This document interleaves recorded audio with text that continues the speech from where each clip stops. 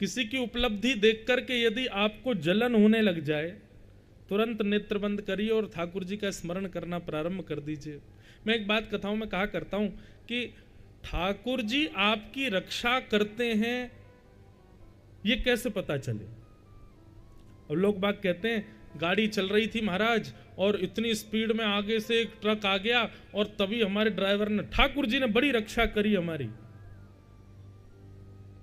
Driver की बुद्धि चल गई इसलिए बच गए आप, ठाकुर जी ने रक्षा नहीं करी। महाराज जी कोरोना हो गया था, आईसीयू में चले गए, हम तो बस डॉक्टर ने कहा कि अब दिन गिनो, लेकिन पता नहीं क्या ऐसे ठाकुर जी ने रक्षा कर दी, हम बच गए। ये जो आप मृत्यु के भय से बचने की बातों पर ठाकुर जी को ले आते हैं ना, ठाकुर जी ने रक्षा की, ये रक्षा नहीं है ठाकुर जी की। ठाकुर जी की वास्तविक रक्षा क्या है? कोई बहुत उपलब्धि प्राप्त करके आपके सामने आ गया और आपको उसको देख के ईर्ष्या नहीं हुई, तब समझना कि ठाकुर जी ने रक्षा की। कोई आपसे श्रेष्ठ हो गया और उसको देख करके आपको बिल्कुल भी जलन नहीं हुई, तब समझो ठाकुर जी ने रक्षा की। किसी के सौंदर्य को देख करके आपके चित्त में काम की भावना उत्पन्न ना हो, समझना ठाकुर जी ने रक्षा की। बहु व्यंजन देख करके, बहु भोग की वस्तुएं देख करके उनको भोगने का मन ना हो, तब समझो ठाकुर जी ने रक्षा की।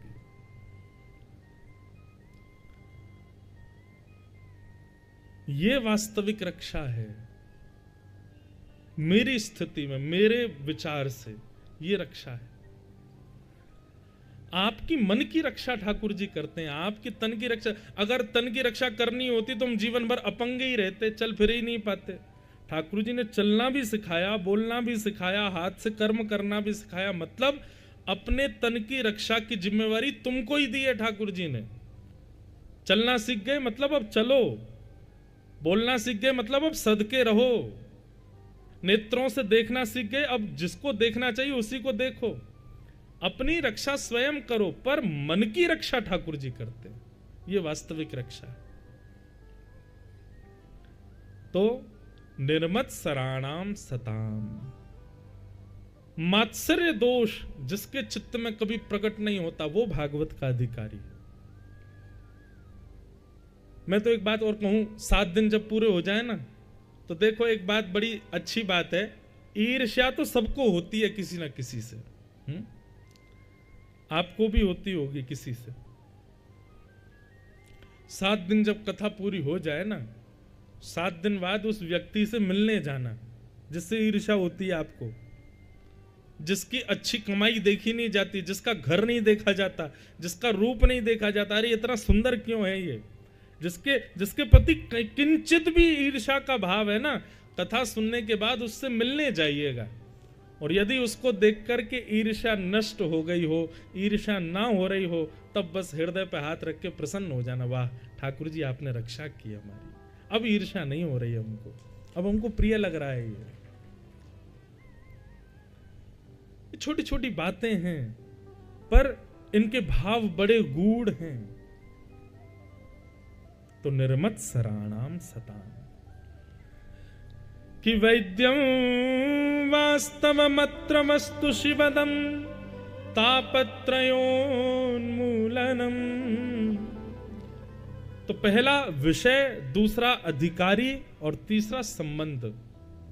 ये बात तो मैं हर कथा में कहता हूं कि ठाकुर जी ही आपके हो सकते हैं, कथा से और कुछ आपको प्राप्त नहीं होगा।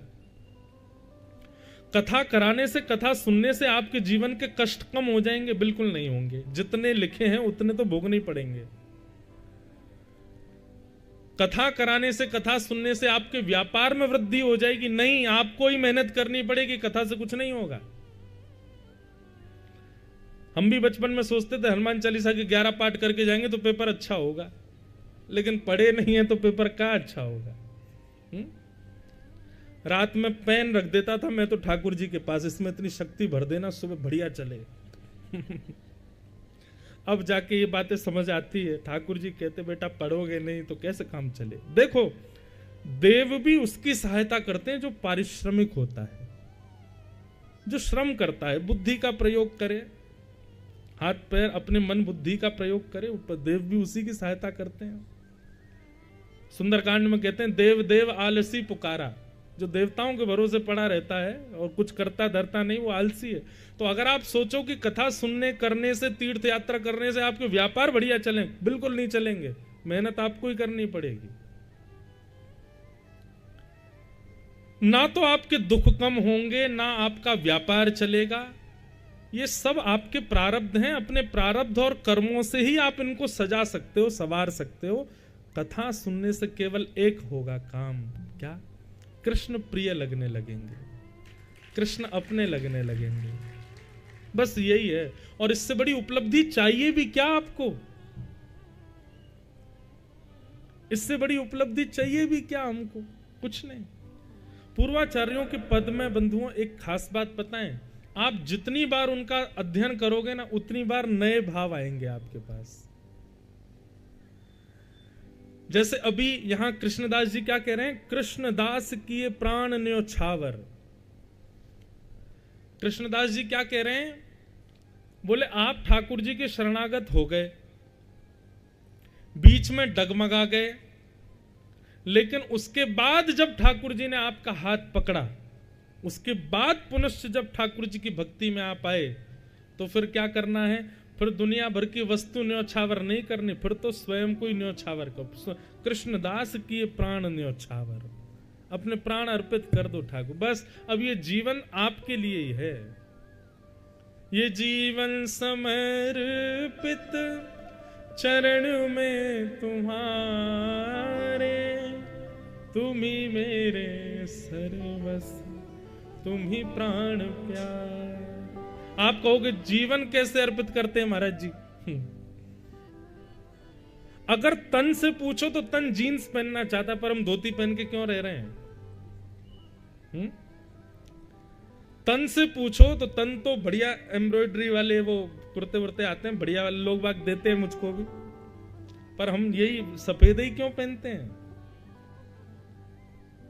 तन से पूछो तो तन तो बहुत सारी क्रीम और बहुत सारा श्रृंगार चाहता है। तन से पूछो तो बहुत सारा परफ्यूम चाहता है। ना जाने क्या क्या तन चाहता है, क्या क्या खाना चाहता है, कहां कहां जाना चाहता है, क्या क्या करना चाहता है। पर हम सब छोड़ करके ऐसे भेष में रहते हैं।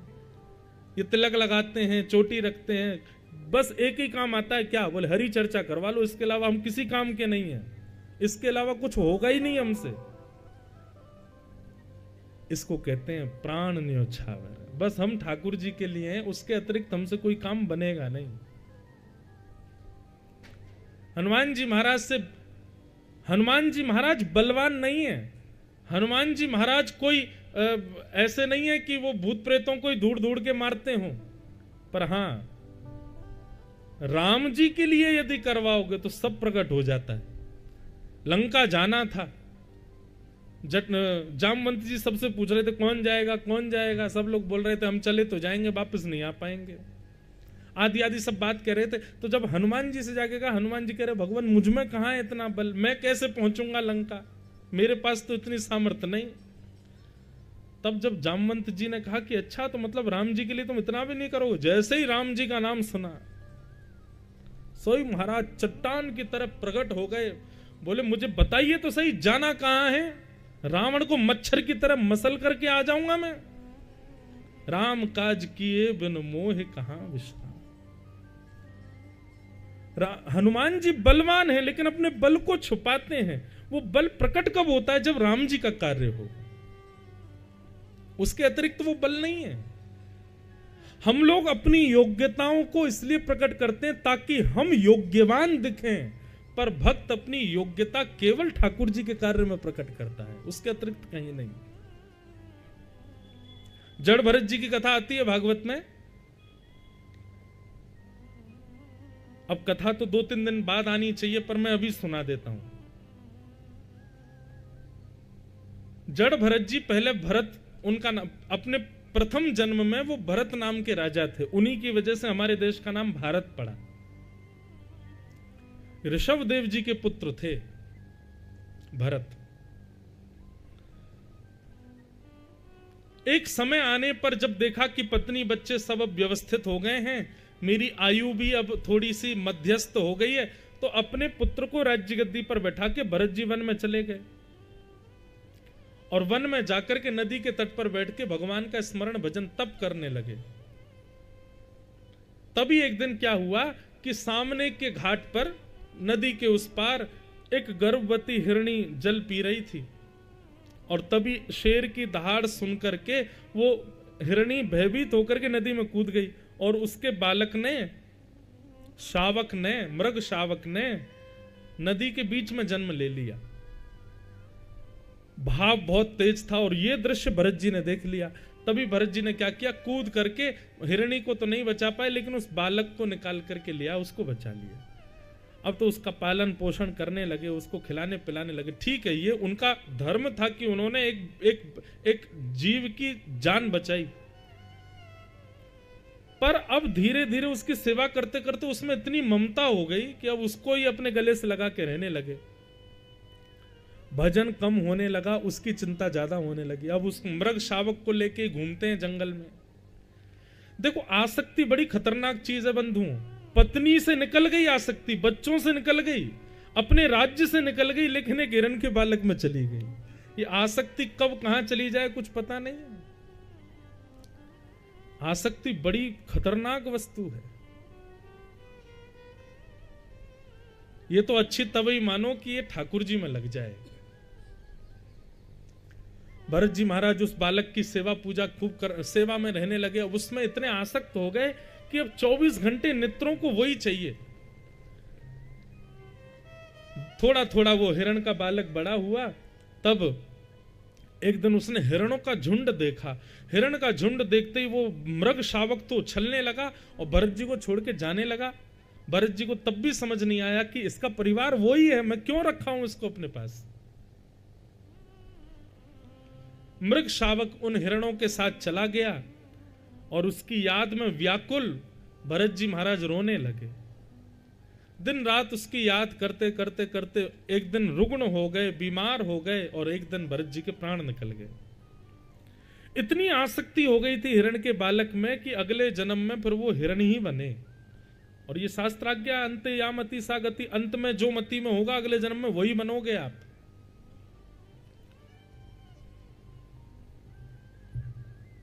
हिरण के रूप में प्रकट हुए भरत जी। दूसरे रूप में उनको याद था कि मैंने पूर्व जन्म एक हिरण के चक्कर में गवा दिया, तो दूसरे रूप में हिरण के रूप में एक ब्राह्मण को देखते हुए उन्होंने अपने प्राण त्याग दिए, जबरदस्ती नदी में कूद गए। और वही भरत जी जो हिरण बने वो तीसरे जन्म में एक ब्राह्मण के कुल में जन्म उनका हुआ और उनका नाम फिर से भरत रखा गया। भरत जी को अपने पूर्व 2 जन्मों की याद थी कि मैंने 2 जन्म गवा दिए और भगवत प्राप्ति का कोई साधन नहीं अपनाया। अब मैं कितना भी योग्य हो जाऊं लेकिन सबको ऐसा दिखाऊंगा कि मुझे कुछ नहीं आता। और बचपन से ही भरत जी ने अपना निर्माण ऐसा किया कि उनके पिताजी एक दिन गायत्री मंत्र याद करा रहे थे। 6 महीने हो गए और 6 महीने में भरत जी ने ओम याद करके नहीं सुनाया, ओमकार। पिताजी कहते चलो गायत्री सुनाओ, तो बस वहीं अटक जाते। बोले पिताजी पहले ही शब्द भूल गया, क्या था।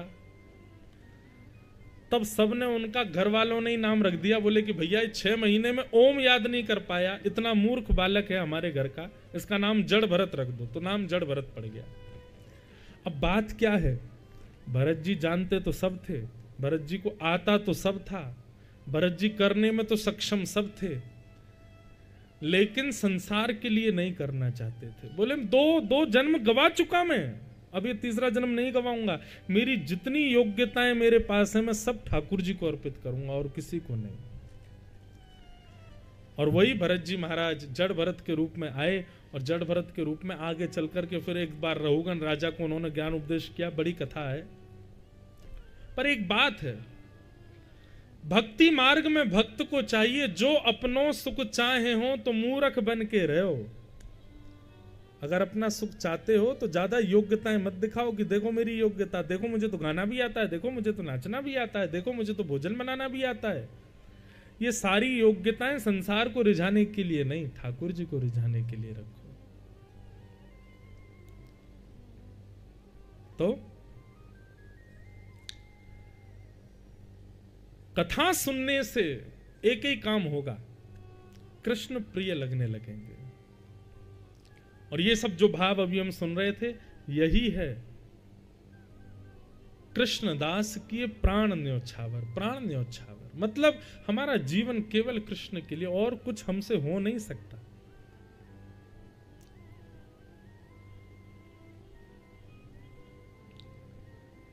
अब आई चौथी बात, प्रयोजन। भागवत का प्रयोजन क्या? बोले तापत्रयोन्मूलनम।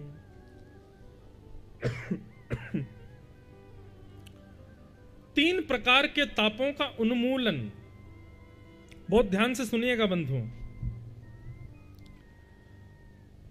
भक्ति पथ पर चलने वाले व्यक्ति के जीवन से दुख कम नहीं होते, ये बात हम सब जानते हैं। मैं कथा कहता हूं, दुख मेरे जीवन में भी आते हैं। भगवान का 24 घंटे भजन करने वाले के जीवन में भी कष्ट आते हैं, विपत्तियां आती हैं, दुख आते हैं।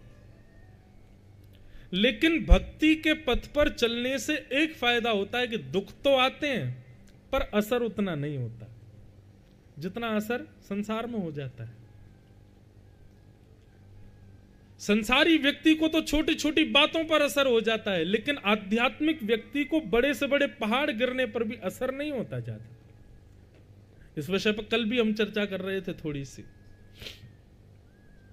कष्ट तो जीवन में आते हैं, कष्ट तो आएंगे ही,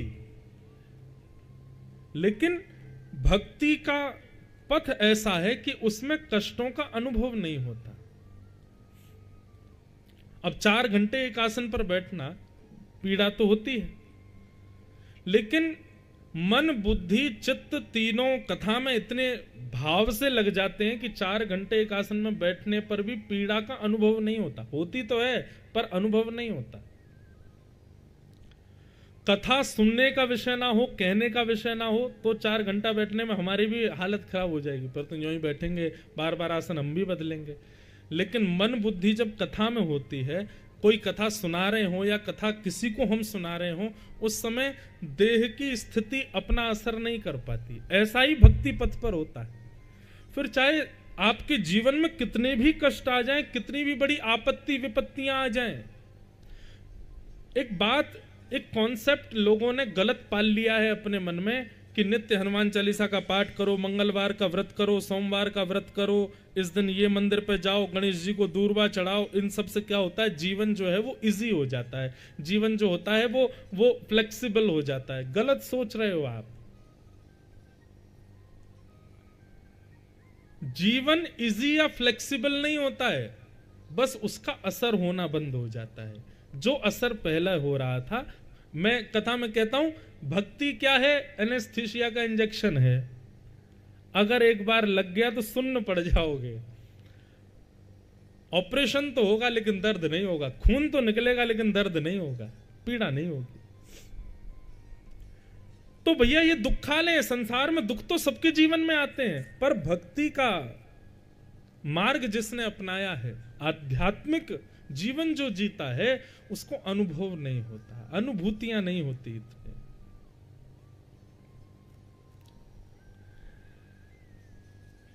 इस प्रकार से विषय, अधिकारी, संबंध और प्रयोजन। तो भागवत का यही प्रयोजन है कि भागवत कथा श्रवण करने के पश्चात जो भागवत पथ पर चलता है, जो भागवदीय हो जाता है, उसके जीवन में कष्ट आते हैं, पर वो कष्ट कोई प्रभाव नहीं डाल पाते उसके ऊपर। और एक बात कहें बंधुओं, वैष्णव होने के बाद, भक्ति पथ के पथिक होने के बाद में सांसारिक कष्ट होता ही नहीं है। फिर तो कष्ट ये है कि हम कथा सुन क्यों नहीं पा रहे, हम ठाकुर जी की याद कर क्यों नहीं पा रहे, हमारे खंडवा में कथा क्यों नहीं हो रही, कोई वृंदावन क्यों नहीं ले जा रहा हमको, वृंदावन से प्रसाद क्यों नहीं आ रहा, ठाकुर जी की याद क्यों नहीं आ रही। फिर तो ये कष्ट है। फिर सांसारिक कष्ट नहीं होता।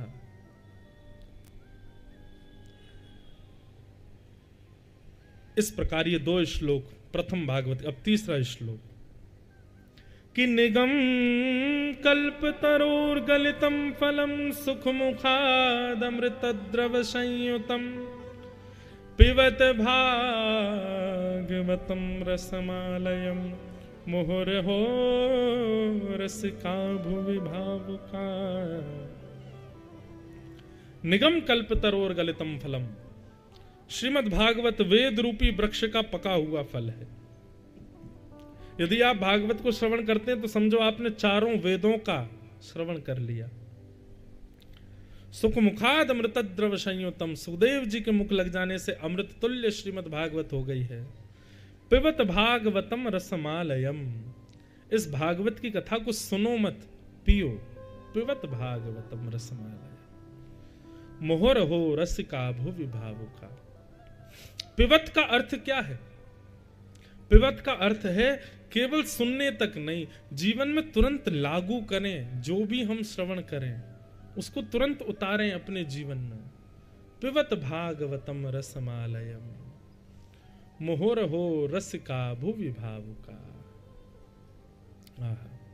इस प्रकार श्रीमद् भागवत के तृतीय श्लोक में वक्ता के गुण लक्षण और भागवत को प्रणाम किया गया। ये 3 मंगलाचरण हैं भागवत के।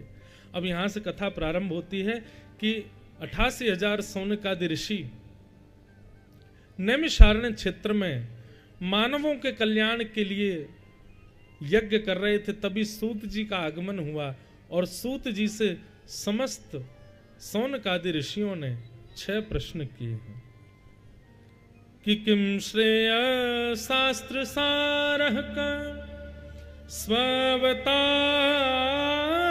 प्रयोजनम, किम कर्म के अवतारश्च धर्मः कम शरणम गतः। ये 6 प्रश्नों में 6 दिन की कथा है। किम श्रेय, पहला प्रश्न, ठाकुर जी के अवतार का श्रेय किसको जाता है? भक्तों को कि राक्षसों को? रावण के लिए आए थे या सबरी के लिए आए थे?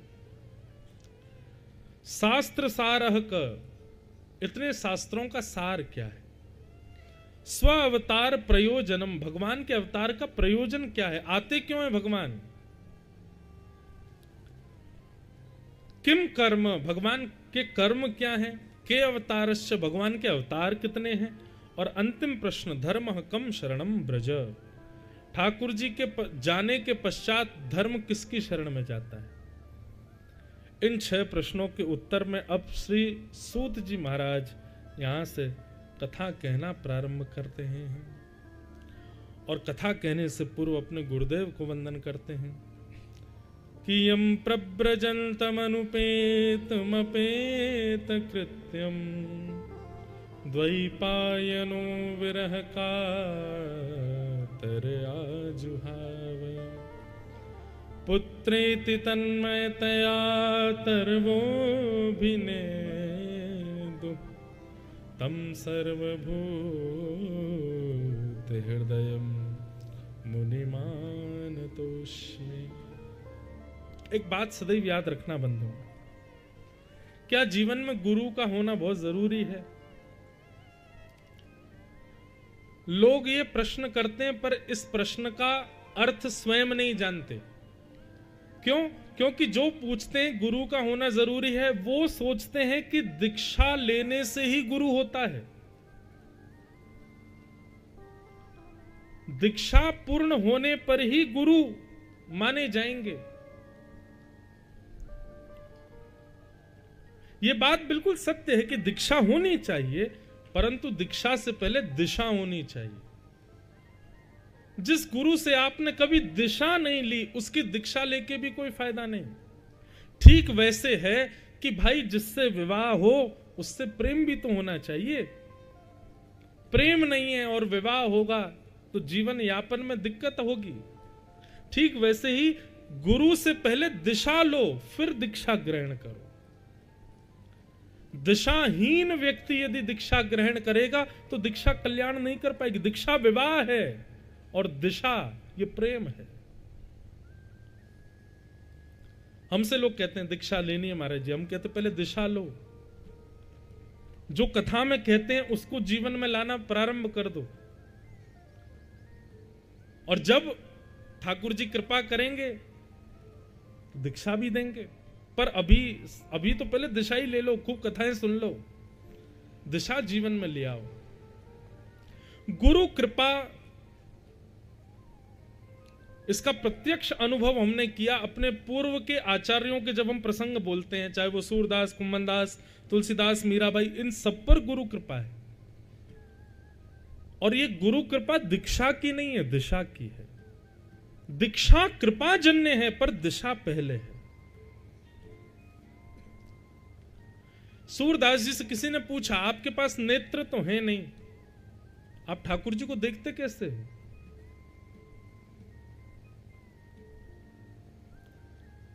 आपको कैसे दिख जाता है कि ठाकुर जी ने आज पीली पीतांबरी पहनी है, ठाकुर जी ने आज नीला आड़बंद पहना है? ये आपको कैसे पता चल जाता है? सूरदास जी के गले, ठाकुर जी के गले में मोतियों की माला है, गाल पर सुंदर केसर कुमकुम लगे हैं, ये आपको कैसे दिख जाता है सूरदास जी? नेत्र तो है नहीं आपके पास। तब सूरदास जी एक ही बात कहते हैं, भरोसो दृढ़ इन चरणन केरो, श्री वल्लभ नख चंद्र छटा बिन, सब जग माही अंधेरो, साधन और नाहिया कली में, जासो होत निवेरो, भरोसो दृढ़ इन चरणन केरो।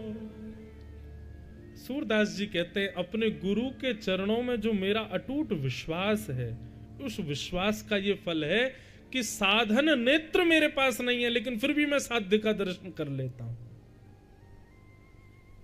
और यहां हमको भगवान ने सर्वगुण संपन्न बना के भेजा, फिर भी हम ठाकुर जी का वो दर्शन नहीं कर पाते। गुरु की आज्ञा के प्रति अटूट विश्वास ये आवश्यक है। गुरु का केवल हमारे जीवन में होना, इससे काम नहीं बनेगा। जब तक उसकी वाणी पर विश्वास नहीं है आपको, ये जो कह रहे हैं वो होगा। महाराज पीपा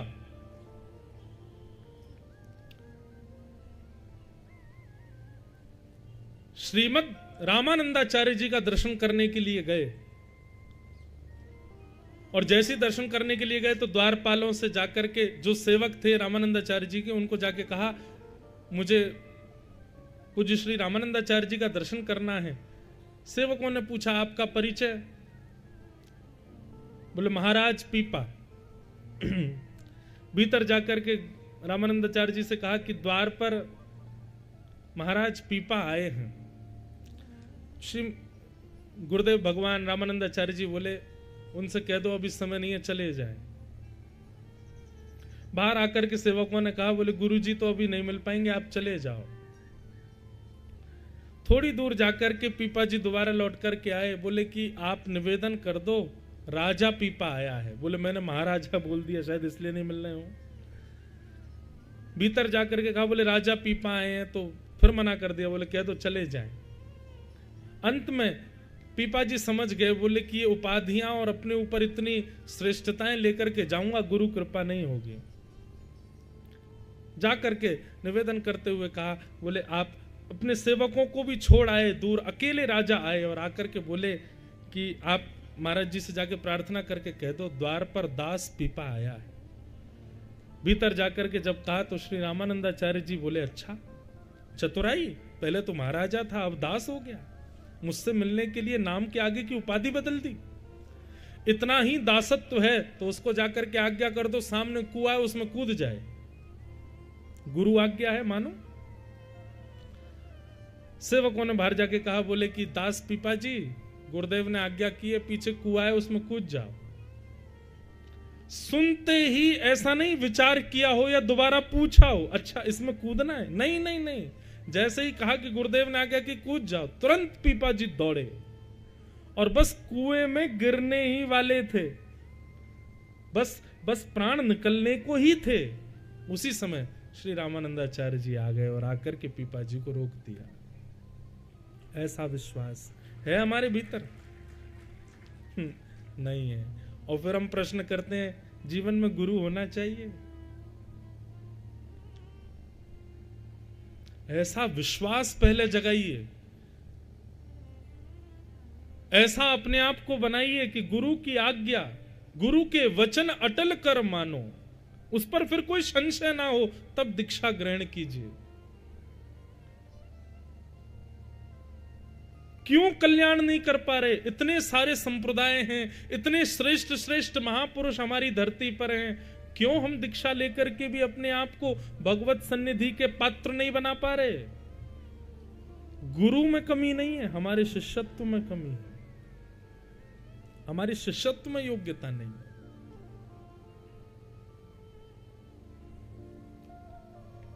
ऐसे गुरु जीवन में हो।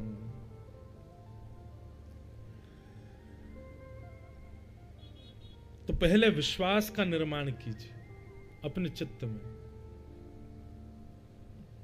जिनकी वाणी सुनकर के कृष्ण और प्रिय लगने लगे, जिनकी वाणी सुनकर के आप कृष्ण को और अपने समीप अनुभव करने लग जाओ, उनके प्रति पहले विश्वास को जगाओ, उनकी बताए गए निर्देशन और दिशाओं को नेत्र बंद करके पालन करने लग जाओ, तब दीक्षा ग्रहण करो, तब दीक्षा के अधिकारी बन पाओगे। सूत जी महाराज ने अपने गुरु श्री सुखदेव जी को वंदन किया। सूत जी शिष्य तो हैं वेदव्यास जी के, लेकिन गुरु की वंदना की जब बात आई तो सुखदेव जी को वंदन करते हैं, क्योंकि अध्ययन मैंने व्यास जी से किया है, लेकिन जब मैंने पहली बार कथा का श्रवण सुखदेव जी से किया, तब सुखदेव जी की कथा ने मेरे हृदय की समस्त ग्रंथियों को खोल दिया। इसलिए मैं अपने गुरु के रूप में श्री सुखदेव जी को मानता हूं। इसलिए सुखदेव जी को सूत जी वंदन करते हैं। और अपने गुरु को प्रणाम करते हुए श्री सूत जी महाराज अब यहां से कहना प्रारंभ करते हैं। बहुत सुंदर बात कि सवै पुंसां परो धर्मो यतो भक्ति अदोक्षजे अहैतुक्य प्रतिहता ये नात्मा संप्रसीदति। बहुत सुंदर बात सूत जी कहते हैं, सवै पुंसाम परो धर्मो यतो भक्तिर अदोक्षजे। भक्ति कैसी होनी चाहिए मानव की ठाकुर जी के प्रति? बोले अहेतु की भक्ति। अहेतु की भक्ति किसे कहते हैं? कुछ हो जाए लेकिन ठाकुर जी का त्याग ना कर पाए। चैतन्य महाप्रभु के अति प्रिय श्री हरिदास ठाकुर, यवनों ने उनके समस्त वस्त्र उतार दिए और बीच बाजार में खड़े होकर के कोड़े बरसाए उनके ऊपर। वर्णन आता है जितनी जितनी तेजी से वो कोड़े मारते थे, उतने तेज स्वर से हरिदास ठाकुर ठाकुर जी को पुकारते थे। अगर कोई यवन चलता चलता थोड़ा धीरे भी कर देता ना, तो हरिदास ठाकुर उसकी ओर देख के कहते, ऐसा मत कीजिए, थोड़ा और जोर लगाइए ताकि और स्वर निकले ठाकुर जी के नाम का। ऐसे हरिदास ठाकुर, इसे कहते हैं अहितु की भक्ति। और हमारी भक्ति कैसी है? हम जैसा चाहते हैं वैसा एक दिन भी यदि हमारे साथ नहीं हो, दूसरे दिन से फिर ढूंढने लग जाते हैं कोई और भगवान लाओ घर में, इनसे काम चल नहीं रहा हमारा, इस शंकर जी से काम बन नहीं रहा है, अब अभी हनुमान जी को पूजना प्रारंभ करो। आजकल ट्रेंडिंग वैसे भी हनुमान जी की ज्यादा चल रही है।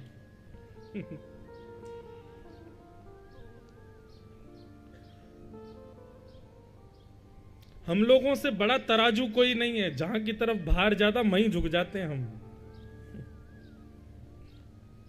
अहेतु की भक्ति, अहेतु की भक्ति कैसी होनी चाहिए? चाहे कुछ हो जाए जीवन में, लेकिन आपका विश्वास ना डगमगाए ठाकुर जी के प्रति।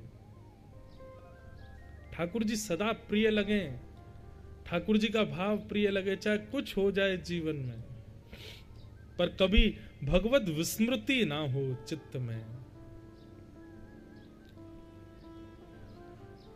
एक प्रसंग आता है,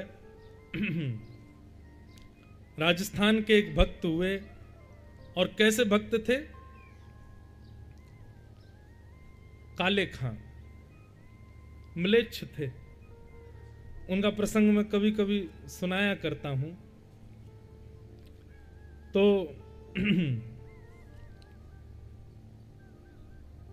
भगवान के परम भक्त श्री मदन मोहन जी के भक्त हुए, और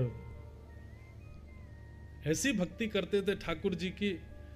पहले तो इनको केवल मंदिर में साफ सफाई का काम दिया गया था, तो केवल अपने घर को चलाने के लिए, रोजगारी के लिए मंदिर जाया करते थे, कोई भगवान के प्रति भाव नहीं था। लेकिन नित्य इसी भाव से मंदिर जाने का यह प्रभाव हुआ कि धीरे धीरे इनको ठाकुर जी की भक्ति की लत लगने लग गई। अब तो ऐसी स्थिति हो गई कि पूरे दिन मंदिर में रहते और मंदिर में बैठ करके ठाकुर जी को ही निहारते रहते। बीच में भोजन करने के लिए सब लोग अपने अपने घर जाते, परंतु ये वहीं बैठे बैठे ठाकुर जी को ही देखते रहते। और इसी का प्रभाव ऐसा हुआ कि इनके सब परिवार के लोग इनके बड़े विमुख हो गए, और सबसे ज्यादा तो इनकी पत्नी, क्योंकि काले खां के कोई पुत्र नहीं था, संतान नहीं थी। बहुत ध्यान से सुनिएगा सब लोग। राजस्थान में हमारे वृंदावन के ठाकुर जी विराजते हैं, श्री मदन मोहन लाल जी। हम जो सप्त निधियों का वृंदावन रसामृत गाते हैं, आज से गाएंगे, आप सबको उसकी प्रति मिलेगी। उसमें एक ठाकुर हमारे वृंदावन के श्री मदन मोहन जी, और मदन मोहन जी विराजते हैं करौली राजस्थान में। और एक विडंबना की बात बताऊं, मैं आज तक कभी करौली नहीं गया, पर मदन मोहन जी की इतनी कथाएं गाई हैं, मदन मोहन जी का इतना लीला वर्णन किया है कि निश्चित है जिस दिन जाऊंगा उस दिन मदन मोहन जी का अद्भुत आनंद आएगा दर्शन करने में। तो श्री मदन मोहन जी के मंदिर में झाड़ू लगाने की सेवा करते थे काले खां। लेकिन जब भी घंटे घड़ियाल बजते, आरती होती, तो काले खां झाड़ू छोड़ के और जहां सिड्डियां थी ना वहीं दूर खड़े हो जाते। तो सबसे ऊंची सिड्डी जो थी वो काले खां के बिल्कुल नेत्रों के पास ही आती थी। तो वहां से वैष्णवों के चरणों के बीच से हल्की सी थोड़ी सी झांकी मदन मोहन जी की काले खां को दिखती थी।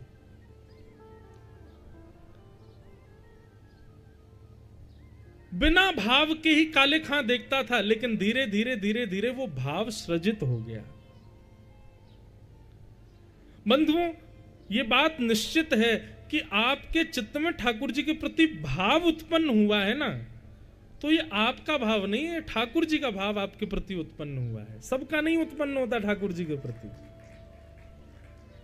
सब जाते हैं मंदिर दर्शन करने, पर सबको तो वो पाषाण ही दिख रहे, वही राधा रमण जी हैं, वैसे ही नेत्र हैं, वैसी पोशाक है, वैसा ही आभा प्रभा मंडल है उनका, वैसा ही मंदिर है, और खड़े भी सब वैष्णव एक साथ हैं, लेकिन सबके चित्त में एक जैसा भाव नहीं है ठाकुर जी के लिए। लाखों लोग दर्शन करते हैं, पर मीरा जैसा भाव थोड़ी है। मीरा को जो दर्शन होता है वो अलग है। तो इसका यह बात प्रमाणित है कि जब ठाकुर जी एक ही हैं, दर्शन करने वाले इतने हैं, तो फिर सबको अलग अलग क्यों? बोले जिसके चित्त में प्रेम लक्षणा भाव उत्पन्न हो रहा हो, समझ लेना उसके चित्त में नहीं हुआ है, ठाकुर जी के चित्त में उसके लिए प्रेम प्रकट हुआ है, इसलिए उसको प्रेमी दिख रहे हैं।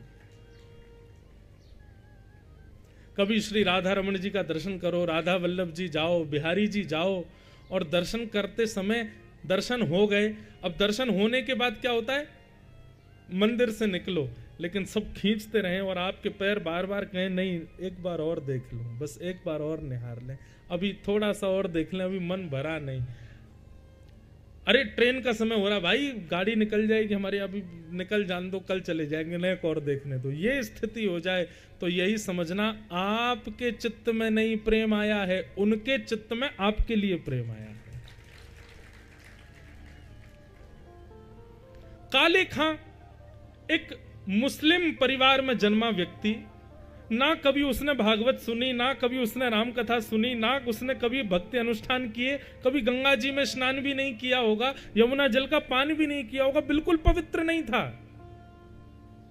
उस काले खां को मदन मोहन जी प्रिय लग गए, तो इसमें आप क्या लोगे? यहां हमारे शास्त्र कहते हैं इतने नियमों का पालन करो तब ठाकुर जी से प्रेम होगा, और यहां तो काले खां ने कुछ भी नहीं किया, फिर प्रेम कैसे हो गया? ठाकुर जी ने प्रेम किया है उससे, इसलिए प्रेम हो गया। दो स्थिति हैं ठाकुर जी को प्राप्त करने की, या तो बताए गए साधनों पर चल के आप अपने आप को इतना योग्य बनाओ कि ठाकुर जी से आपका प्रेम हो जाए, या फिर प्रतीक्षा करो कि ठाकुर जी को पता नहीं कब किस ना जाने कौन से गुण पर दयानिधि रीझ जाते हैं, या फिर ठाकुर जी आप पर रीझ जाएं, तो फिर आपके अंदर कोई गुण नहीं होगा तो भी उनको प्रिय लगोगे।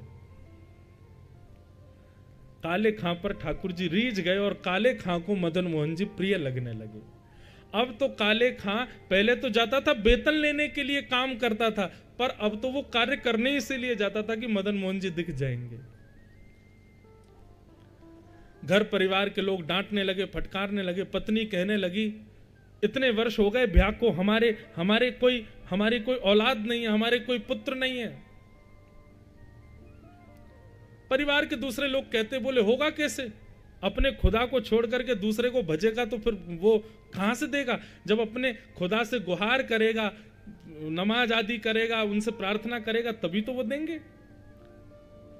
अपने बादशाह को भजता नहीं है, दूसरों के बादशाहों के पास जाएगा, दूसरों का बादशाह तो दूसरों की सुनेगा ना। ये ताने रोज सुन सुन करके काले खां और घर का आना बंद कर दिया उन्होंने। बोले क्या करूं, घर जाता हूं, सब सुनाते हैं। एक दिन इतने परेशान हो गए काले खां, मदन मोहन जी के सामने खड़े खड़े बोले, हे मदन मोहन जी, मुझे पुत्र की कामना नहीं है, पर मैं चाहता हूं मेरी पत्नी का मुंह बंद हो जाए। मैं चाहता हूं मेरे परिवार वाले जो ये ताना मारते हैं मेरे ऊपर, ये ताने बंद हो जाएं, ताकि मेरा आपके दर पर आना बंद ना हो, इसलिए मुझे पुत्र दे दो। देखो पुत्र मांगने का तरीका क्या था। काले खां खड़े सामने, मदन मोहन जी ने कृपा की और कुछ दिन बाद ही खबर आ गई कि काले खां के घर में उनकी पत्नी गर्भवती है। अब तो काले खां और जाते हैं और जितने लोग ताने मारते थे उनसे कहते थे, आप बोलो, अब तो मैंने खुदा को नहीं भजा, कहां से आ रहा है ये संतान? ये हमारे मदन मोहन जी दे रहे हैं। तो सब लोग चुप हो जाते, कुछ कहते नहीं। पुत्र ने जन्म लिया, धीरे धीरे पुत्र बड़ा होने लगा। काले खां बड़े प्रसन्न थे, क्योंकि अब उनको कोई टोकता नहीं, कोई रोकता नहीं। वे नित्य सुबह मंगला में जाते हैं और 8 प्रहर का दर्शन करके फिर आते हैं घर पे। लेकिन सब कुछ सीधा सीधा चलता रहे, इसमें भी हमारे ठाकुर जी को चैन तो पड़ता नहीं है। ये बात बिल्कुल निश्चित है, आपका अगर सब कुछ ठीक ठाक चल रहा है ना, तो घबराना, कभी तो कुछ ना कुछ होगा, क्योंकि ठाकुर जी सीधा सीधा चलने देते ही नहीं है भैया। और जिसका सीधा सीधा चल रहा हो, समझ लेना ठाकुर जी की उस पर दृष्टि नहीं है।